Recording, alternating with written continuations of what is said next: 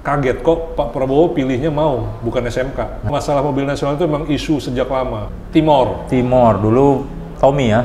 Low cost green car.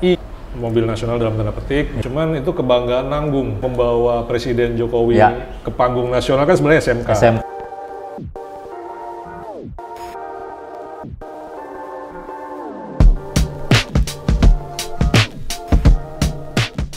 Halo, apa kabar semuanya? Assalamualaikum warahmatullahi wabarakatuh. Ketemu lagi dengan saya, pilot, dan rekan saya, Harit Dago. Oke. Di segmen podcast Ngegas Otomotif, Pak. Oke. Masih di Kopi Titan. Nah, ini saya lupa ini. Karena ini enak banget, teman-teman. Jadi gue menyeruputnya tuh pelan-pelan diresapi gitu. Lokasinya di mana, Pak? Kopi Titan, Pak? Di Tebet Timur Dalam. Nah, jadi buat yang mau datang santai-santai dengan temen-temennya, mau dengerin live music, mau main biliar, mau kongko-kongko aja, bisa datang ke Kopi Titan. yes. Suasana selatan Jakarta. Jakarta Selatan. Jaksel. Kalau selatan Jakarta itu di daerahnya Om Dagu. Selatan Coret. Betul. Oke, Oke, back to laptop. Kita akan ngomongin ngegas kali ini ya. Sorry, bahasanya ngegas. Iya. Soal mobil nasional. Widih. Ini berulang-ulang terus nggak jadi-jadi, Pak. Momentumnya sebenarnya pada saat pelantikan Kemarin, Presiden Pak Prabowo. Jadi Pak Prabowo pakai mobil Maung ya. Maung Garuda. Maung Garuda. Dan ini bikin kita kaget sih. Terus terang kaget kok Pak Prabowo pilihnya Maung, bukan SMK. Nah, itu dia tuh. Padahal kan gerbongnya sama yang sebelumnya. Kok tidak melanjutkan, malah bikin baru? Waduh, ini namanya Om Dagu ya. Halo, ada Intel nih. Jadi sebenarnya masalah mobil nasional itu memang isu sejak lama. Betul. Dan menurut gue Om Dagu, pemerintah Indonesia kok kayaknya nggak belajar ya? Dari kesalahan-kesalahan itu. Kesalahan yang berulang. Gitu. Itu dia. Bahkan sejak pertama kali zaman Soeharto kalau nggak salah, Pak. Dari zaman Presiden Soeharto itu sudah pernah ada, ya kan? Betul. Bahkan munculnya itu beberapa kali gitu kan, dan akhirnya puncaknya pada mobil Timor. Dulu Tommy ya. Tommy Soeharto. Jadi waktu itu Timor didatangkan bulat-bulat dari Korea. Dari Korea, kalau disebut, boleh sebut brand? Boleh, sebut aja. Kia. Di rebranding menjadi Timor. Nah, itu sedan ya. Kalau zaman dulu kan sedan. Jadi zaman dulu itu yang paling banyak diminati sedan. Betul, Pak. Beda dengan zaman sekarang yang lebih ke SUV. MPV sekarang ya. Dan pasarannya Timor saat itu di angka 36 jutaan kalau nggak salah. Jadi dia dapat insentif dari pemerintah dengan impor langsung dari Korea. Terus diganti nama. Di rebranding atau rebadging sama aja lah. Pokoknya dicopot logonya, diganti Timor. Putra Nasional. PT-nya ya. Saat itu. Jadi emang saat itu mobil itu lumayan banyak peminat sih. Dulu, cuman akhirnya tidak berkembang juga kan karena krisis moneter kalau nggak salah, tahun 98 teman-teman. Iya. Jadi kita punya hutang di IMF kalau nggak salah ya, Pak ya. Kemudian hutang tersebut harus dilunasi dengan syarat-syarat tertentu. Jadi IMF itu kan Indonesia bangkrut saat krisis moneter.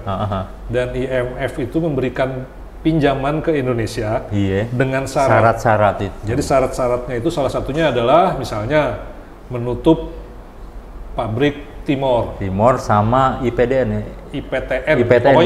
Pokoknya syarat-syaratnya itu intinya ini jangan diterusin, ini jangan diterusin, ini jangan diterusin, ini diteruskan gitu. Jadi ada beberapa kebijakan gitu. Kita didikte waktu itu ya. Intinya kita didikte sama IMF kalau kita mau dapat pinjaman uang. Nah, sejak itu Timor langsung tutup, hilang. Bahkan ya emang waktu zaman Timor itu agak ini sih Om Dagu, istilahnya itu kan zaman Orde Baru ya.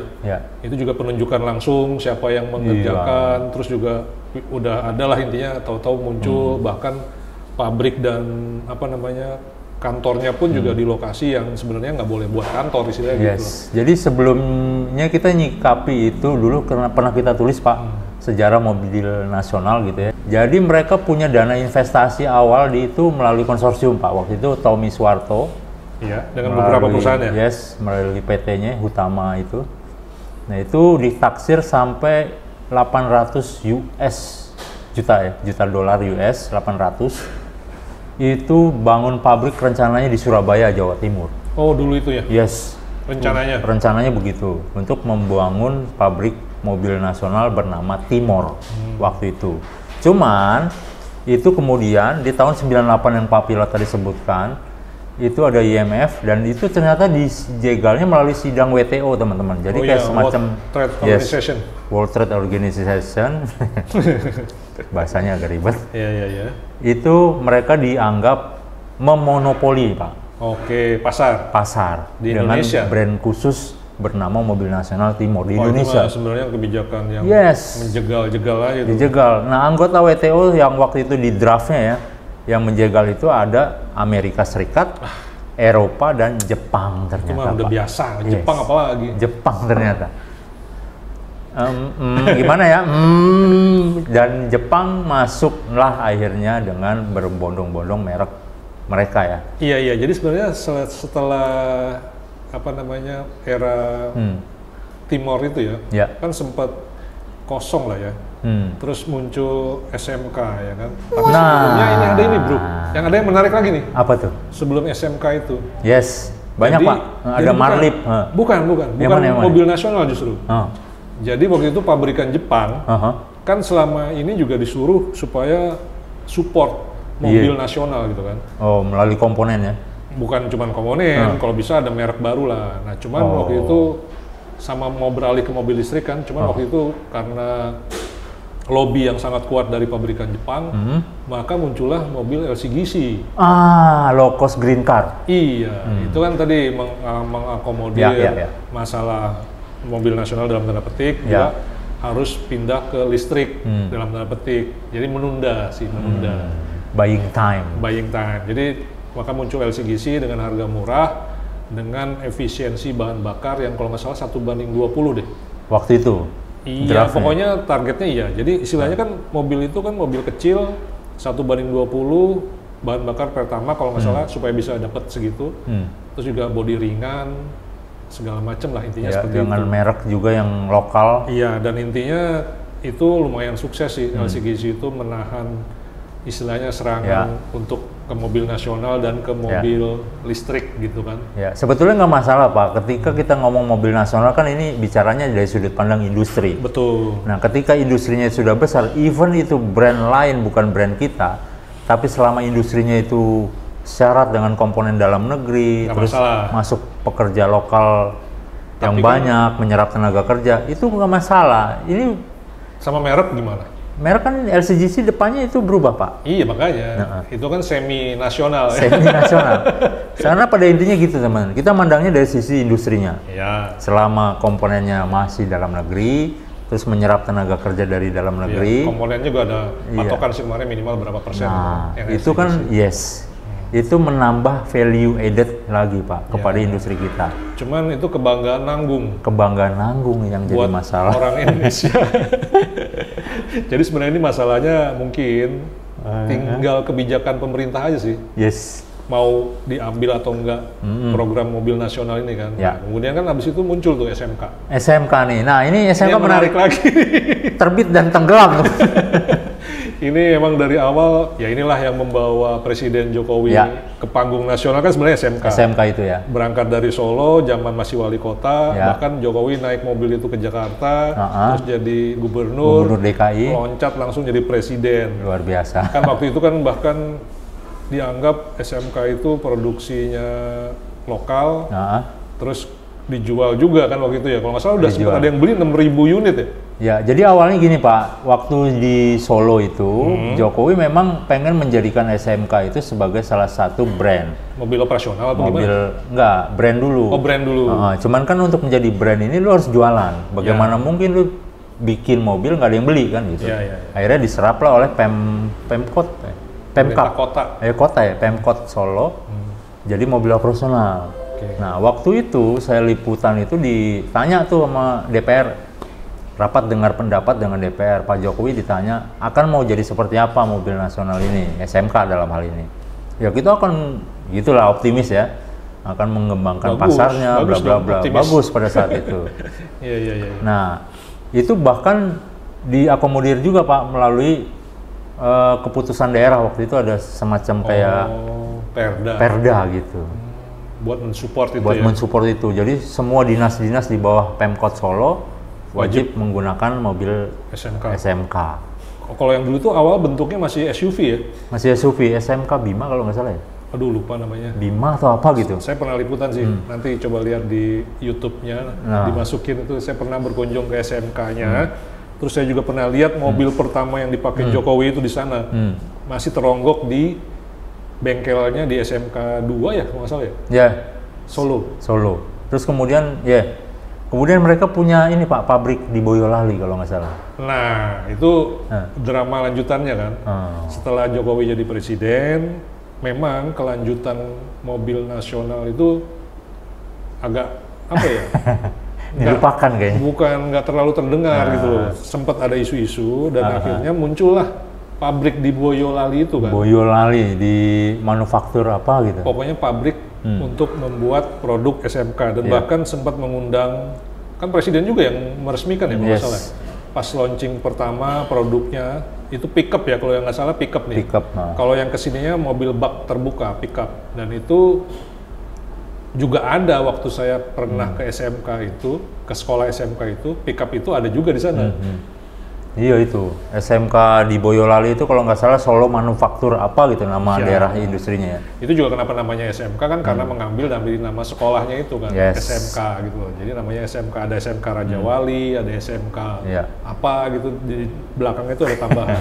Jadi sebenarnya ada banyak produk yang dibikin sama anak-anak SMK itu. Sempat dilakukan apa sebelum mobil dijual itu dilakukan apa? Uji tipe ya? Ya, uji tipe di Kementerian Perindustrian. Waktu itu saya juga sempat ngobrol sama salah satu guru yang terlibat di produk SMK itu. Jadi dijelaskan awal-awal gurunya itu Pak? Iya, jadi awal-awal uji tipe itu nggak semulus itu. Jadi begitu masuk harus diubah lagi, kan mesin apa waktu itu ya saya lupa. Cina ya, dari Cina kalau nggak salah. Pokoknya itu komponen impor. Jadi ada yang sebagian impor, ada yang sebagian dibikin sendiri sama anak-anak. Nah, tapi kan dijadiin satu tuh. Jadi nanti berat pintunya lah, berat apanya itu banyak yang diubah tuh. Sesuai dengan permintaan uji tipe, sampai ke bahan bakar, uji emisi, segala macam itu sempat ada inilah, banyak bolak-balik. Hasilnya gimana Pak? Lulus? Nah, Bapak udah ngomong panjang lebar tadi, lulus apa enggak itu uji tipenya? Iya. Nah itu dia, saya juga bingung ujung-ujungnya. Tetap aja dia nggak apa ya, masih kembali lagi ke bengkel yang di sekolahan itu gitu. Jadi skala bengkel lagi masuknya? Iya, jadi sebenarnya belum lanjut. Nah makanya itu hilang. Tapi muncul lagi yang SMK yang baru di Boyolali itu kan, yang pabriknya lebih besar dengan produksi pickup. Nah itu juga dijual kan? Dijual. Nah kemudian yang terupdate baru lagi Pak, itu muncul lagi di IMS 2023. Indonesia International Motor Show, pameran di 2023 itu muncul tuh ada satu booth SMK. Waktu itu saya tanya, ini comeback atau lu baru lagi dengan entitas bisnis yang baru? Nah mereka mengatakan ini comeback, tapi dengan manajemen yang baru. Nah yang jadi pertanyaan saya, lu jualan apa enggak? Kalaupun jualan, dealernya di mana? Jangan sampai goib lagi kan gitu ya Pak? Nah, jawaban mereka optimis pada saat itu, Pak. Ya, kami akan jualan. Dealernya ada nggak sih? Dealer, nah, sampai sekarang. Ini semua servis kemana? Harus ke Boyolali? Servis agak susah memang. Nah, itu kan sempat dijual juga Om Dagu, bahwa produk Boyolali itu dijual ke pemerintahan kan, kalau nggak salah. Bahkan dipesan tuh kalau nggak salah. Ke TNI juga ada, TNI AU kalau nggak salah deh. Bahkan ada sempat di videoin kan waktu itu, ada beberapa mobil pickup itu yang udah berlogo TNI deh tuh, tapi AU apa saya lupa. Nah intinya bahwa itu jalan, cuman setelah itu nggak ada lagi kabarnya. Nggak kedengeran teman-teman. Yang menarik lagi Om Dagu, jadi waktu itu kan sempet kita samperin tuh pabriknya. Yang di mana Pak? Yang di Boyolali. Boyolali itu, oke. Jadi ada tim kita dari redaksi datang ke sana, mau masuk mau lihat-lihat, nggak boleh. Sama security-nya dilarang. Dilarang. Bahkan ambil gambar pun nggak boleh. Itu setelah launching ya, setelah beberapa bulan, setelah berapa bulan kemudian, sebulan atau berapa lama gitu? Nyamar Pak, jadi pohon bisa mungkin. Nah mungkin, jadi Intel. Cuman dia datang ke situ minta izin, masuk nggak boleh. Terus dia juga ngelihat nggak ada kegiatan sama sekali di sana. Sepi, krik-krik-krik gitu? Iya, jadi intinya katanya ada showroom, ada apa, itu nggak ada semua. Jadi apa ya, nggak kepake, nggak ada produksi. Sayang sekali ya, jadi hanya sebatas mercusuar doang. Nah itu saya nggak tahu. Nah kalau sekarang kondisinya seperti apa, mungkin teman-teman yang berada di Solo, berada Boyolali, di Solo atau dekat Boyolali dan tahu kondisi pabriknya, silakan komen di bawah ya, gitu teman-teman. Nah itu sih, jadi intinya sampai di situ sih. Kita juga nggak lihat sekarang tuh yang mobil-mobil yang sudah pernah beli, mungkin teman-teman sudah ada yang pernah pakai atau beli SMK gitu. SMK, tolong komen di bawah juga ya, itu servisnya gimana, terus juga durability-nya gimana, after sales-nya bagaimana, resale value-nya bagaimana. Resale value. Yang pasti sih nggak jelas semua kan dalam tanda petik ya. Ya gitu lah Pak. Itu. Nah jadi intinya SMK itu berjasa membawa Jokowi menjadi presiden. Ya. Cuman turunnya diantar Maung. Diantar Maung. Nah ini nih. Jeng jeng jeng jeng. Pak Prabowo naik Maung Garuda. Pas dilantik. Pas dilantik. Ini sebetulnya ada asa Pak. Ada asa, ada harapan. Yakin ya? Bahwa mobil nasional dari Pindad ya. Maung itu Pindad Pak. Bikinan Pindad. Yes, itu akan terwujud di pemerintahan Prabowo. Cuman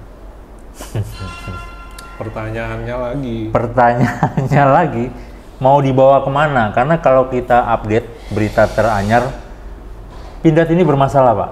Jadi di BPK, Badan Pemeriksa Keuangan ya, menemukan adanya kejanggalan dari sisi finansial di Pindad. Maksudnya gimana? Jadi secara organisasi Pak, perusahaan, itu masalah dari sisi finansialnya. Dan Pindadnya kemudian Pindadnya, itu ditemukan oleh BPK. Diaudit. Dia ada masalah setelah keuangan. Diaudit, ada masalah keuangan. Nah, masalahnya di mana? Kalau kita lihat di sini, di berita ini kita baca ya, itu dari laporan Badan Pemeriksa Keuangan mengungkap sejumlah permasalahan yang dialami Pindad, itu berdasarkan laporan hasil pemeriksaan. Jadi, pertanggungjawaban keuangan dari tahun 2021 hingga semester 1 2023 di PT Pindad dan anak-anak perusahaannya yang terafiliasi dengan Pindad itu bermasalah dari sisi finansial serta dana pensiun Pindad ternyata. Wah. Dana pensiun saya enggak kan? Bapak kan bukan orang Pindad. Siap-siap langsung. Bermasalah. Jadi ada beberapa rekomendasi waktu itu dari BPK, lu beresin dulu nih masalah finansial lu sama masalah dana pensiunnya. Baru kita bicara soal strategi untuk menjadikan Maung sebagai mobil nasional. Nah, itu dulu Pak diberesin. Jadi ada 87 rekomendasi yang saya baca. Banyak amat. Yang diberikan oleh BPK kepada Pindad. PT Pindad ya? Yes. Sebagai produsen Maung. Nah. Jadi sebenarnya sih Maung ini kalau menurut gua Om Dagu, secara tampilan sih keren. Yang dipakai buat itu ya, dipakai buat tentaranya keren. Kalau yang dipakai Pak Prabowo lumayan lah. Secara ini. Itu keren sih Pak bentuknya ya. Secara ini mampu membangkitkan asa. Ya kan? Wah, Pak Prabowo ternyata konsen juga nih urusan mobil, ya kan? Karena selama ini kita lihat Pak Prabowo kan urusannya lebih ke kuda. Lebih ke yang seperti itulah. Kucing, ya kan? Kucing. Oh, Bobby Kertanegara. Iya kan, Bobby, biaya hidup Bobby aja lebih besar dari biaya hidup Om Dagu, ya kan? Iya. Nah, terus apalagi kudanya. Kuda. Terus tiba-tiba pas pelantikan tiba-tiba naik Bandung, Maung Limousine yang secara tampilan keren dan bikin orang kaget, ya kan lihatnya. Wah, muncul lagi nih harapan nasional. Itu sebetulnya sudah mogong Pak waktu itu. Pak Prabowo menyatakan kan, Maung ini akan kita jadikan platform untuk mobil nasional. Cuman ya tadi menurut saya, menurut gua itu alurnya harus jelas nih. Yes. Bikin mobil itu nggak cuma bikin mobil terus dijual. Bisa jalan gitu ya. Kan harus ada dealer. Itu kalau lu beli Maung, servisnya di mana? Di mana? Harus ke Pindad. Nah, terus komponennya kalau ada yang rusak beli di mana? Nah, itu. Iya kan? Yes. After sales, resale value. Ya. walaupun pencitraan dia bagus ya secara sosmed, tapi nanti realnya gimana? Nah, mungkin itu yang harus dipikirkan teman-teman. Harus matang sih benar. Iya, mungkin. Udah gitu, satu lagi Pak, kalau kita mau bikin nasional, kalau kita mau bikin mobil nasional, harus memanfaatkan ceruk pasar Pak. Ya. Kalau kita main dengan teknologi yang usang gitu ya, dengan kendaraan ICE internal combustion engine. Oh iya, menarik nih. Tentu kan juga sudah kelewat zamannya. Karena satu hal juga dari lini produksi hulu sampai hilir, kita memang engineer-engineer kita banyak menguasai teknologi itu. Cuman kan itu rantainya panjang Pak. Buat mengejar ketertinggalan. Mending kita bikin, kita bikin ceruk pasar baru, kendaraan listrik.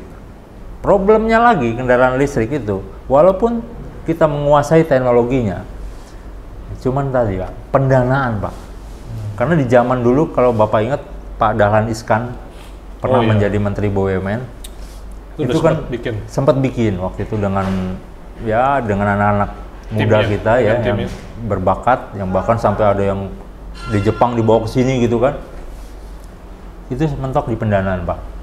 Ya, itu karena pemerintahnya belum mendukung. Jadi Yes. sebenarnya ini kembali lagi sebenarnya ke pimpinan tertinggi dari suatu negara. Kalau dia setuju, dia bilang yes, gas, timnya pasti akan ngikut. Tapi nggak tahu ya kalau Pak Prabowo ini apakah konsennya kemana, ke mobil nasional, apakah ke mobil listrik? Nah, kalaupun mau dua-duanya itu menjadi ideal Satu Pak. paket. Paket. Ya, itu bisa dicoba sih teman-teman. Jadi intinya daripada mengejar ketertinggalan kita di mobil konvensional, ada baiknya misalnya kita langsung aja mainnya di mobil listrik gitu kan. Mobil listrik dengan harga yang terjangkau. Masuk barang itu Pak. Harusnya. Kalau ada beneran ya. Sama juga dulu saya pernah ngobrol tuh dengan siapa saya lupa, Bapak A.M. Hendro Priyono. Pak Hendro Priyono. Jadi kan waktu itu dulu beliau salah satu yang SMK bro. Di belakang layar dia ya? Iya, waktu itu saya pernah wawancara juga.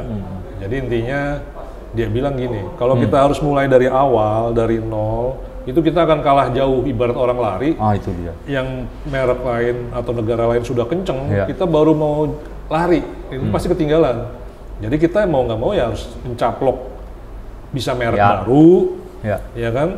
Langsung kita bayarin, langsung kita gunakan mereknya atau kita ganti labelnya, atau ya tadi dengan teknologi baru yang juga sama-sama baru. Jadi startnya tuh bareng gitu. Betul. Bukan kita dari belakang baru ngejar ketertinggalan itu. Itu sih itu katanya beliau waktu itu. Jadi ya kira-kira mungkin ya memang harus dipikirkan bersama lagi, terus juga dari pimpinan tertinggi juga harus punya program yang jelas dan ada gongnya gitu ya. Paling nggak konsisten ya. Karena gini teman-teman, kebijakan pemerintah itu dari dulu ganti presiden, ganti kebijakan. Nah sementara industri itu nggak bisa seperti itu teman-teman. Harus ada kebijakan yang konsisten, jadi ekosistemnya yang harus stabil.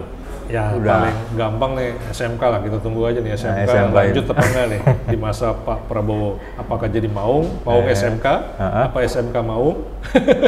SMK Maung. Iya kan? Kawin kan? Gitu. Nah, makanya ini yang jadi PR juga kan, apakah nanti pindah ke SMK, apa SMK pindah ke Pindad? Dari Boyolali. Tapi bisa begitu loh, karena gini, nah, itu kolaborasi, kolaborasi di industri otomotif itu hal yang wajar. Iya. Ya itu mah tadi kebijakan pemerintah sebenarnya, ya kan, seberapa ingin punya mobil nasional, seberapa ingin punya produksi dalam negeri, karena pasar Indonesia itu sebenarnya besar. Gede banget. Kalau mobil listrik kan kita juga punya sumber daya baterai. Yang juga besar. Kita katanya ya, kita punya gunung yang isinya nikel semua teman-teman. Jadi itu bahan baku buat bikin baterai Pak, nikel kadmiumnya itu. Itu yang nikel kobalt. Itu yang harus dipikirkan itu adalah kebijakannya dan arahnya mau kemana. Kalau ahlinya sudah banyak bro, ahlinya sudah banyak yang bisa, itu sih. Ahlinya udah banyak, pasarnya gede, itu potensinya tadi.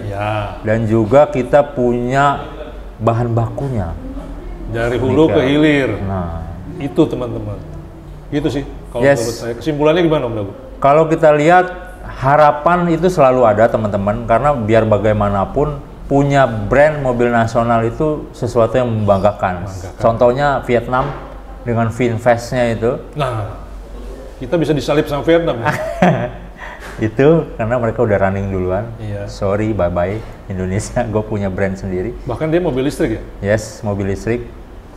Jadi punya brand sendiri itu hal yang membanggakan. Jadi ya kita tunggu saja kebijakan dari Bapak Presiden Prabowo, apakah ingin